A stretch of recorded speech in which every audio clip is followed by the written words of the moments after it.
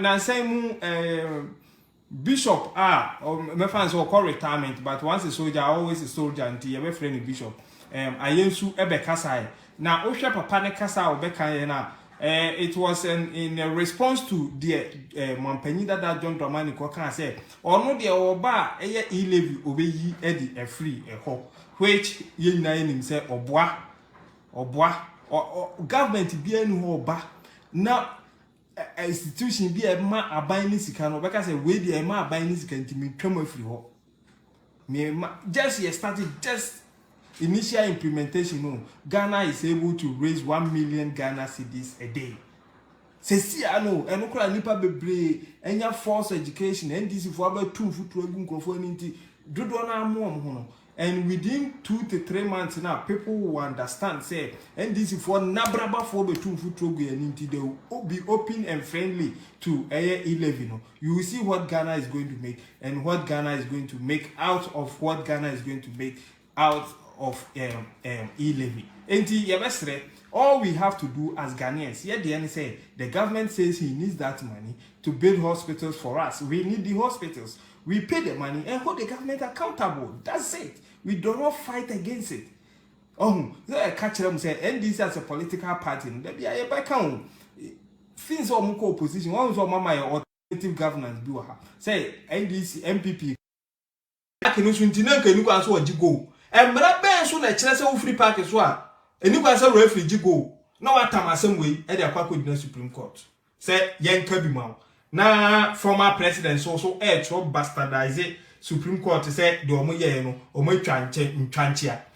Former president, Kasaya Chim. Say Chim said the air can answer 1 piece no Mukupan or me a tibon cost to Omukoyen. You see, I do baby. And Mram do baby and the Fian sound in the MPP. MPs no mo di fie nyansa ene biti mo e fie nyansa na da bia ka se NDC MPs mo nkope bi no eno no mo di biti mo no because mo nya fie nyansa wo parliament wa mo nkoko ntokwa se mo nya fie nyansa wo nkoye se gidigidi mi ko bu obi tie akunyam ne nkadre bebo no akoto twede wo ni fie nyansa de a da bia de ka woni na da bia so nyansa wo win eno na aka mo de kwaje 7-0 e wo court. Okay, Mummy had the ruling a buy was it in exercising our discretion on whether to grant or refuse this application. We have considered one, this is the Supreme Court ruling. We have considered one, the nature of the relief sought, that is, declaration that an act of parliament is null and void. Okay, Supreme Court say, yeah, babe, no more said the Omode buy no a transuma the the greater inconvenience or irreparable harm or loss which the parties will suffer, including the likely issues in refunding numerous tax deductions, should be reinforced. Okay, the nature of the legislation which is under attack, including the fact that the act under review is just any legislation. It is a tax on the issuer. And the Supreme Court, so better say, Ashia say, Sebi, and some of Modia Ban. The Eddie can really say, Parliament proceedings near course. Supreme Court bet me the Constitution of Ghana. And we are one. And we are almost our catch there said, the entity almost in Germany said, as some omu be never be court, and to Omodi court on it dear. A bit ma ba say e ba o mbedi bi mo di bi ma o ma ya ate o mu na ya ate o musika and the aban no so ntimi en refund ma wo mu nti sa dia yi levi yentwam de atoso mienu na afesu ya kwakọ say o ma o mu gigi yi levi no enso o mu na momra kwan so ana okay mo mi enko yenu de atoso mi ensa na me kan de atoso na say whether public interest and welfare of Ghanaian people is better protected by grant or refusal of the injunction sought. Being a public law application, we have also considered the legal maxim omnia presumptua right excepta, way a Latin word, and its application to the official act such as an act of parliament. This is legal presumption which is gained statutory recognition under section 37/1 of the Evidence Act 1975. Okay, there etie said etie ni and say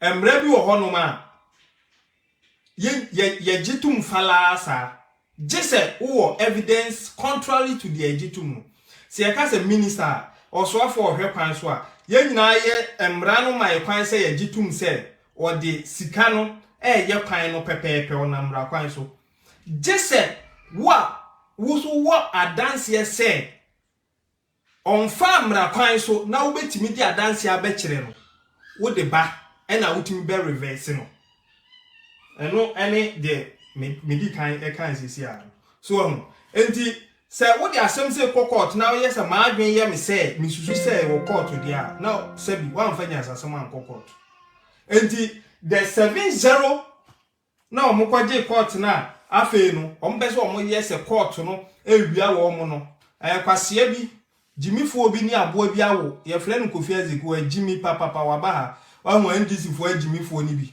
omo agimi tu aboa me page so no minya free ha wa betra ha no ma wutie nyansa won se oho hyehye aboa ba momi enkoso ka se ye bejeja mo na mo de mo ba ye so NDCfuo de agimi na mo didi atema na wa beka ne ye jeja afi we ye nya ni sa wo de ba ye betwa ma wo kwaso ya se to ato ba bi bone adofo mo fa ntem ne enko na moa no ebi ba sa na ya na ese etima wo mo no mo ko okay mo ma nhwe ruling na thank you Deborah mo me ruling or say Supreme Court say in the official acts by organs of the state and government department are presumed to be regularly performed unless there's strong evidence in rebuttal. And the says no say a minister Boache no good afternoon ye fa minister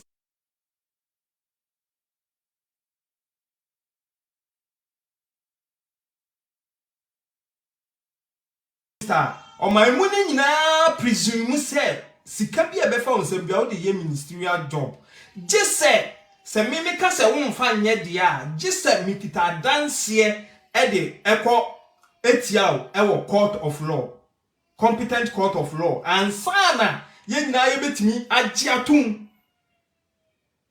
say ampa wan fa nye adwuma.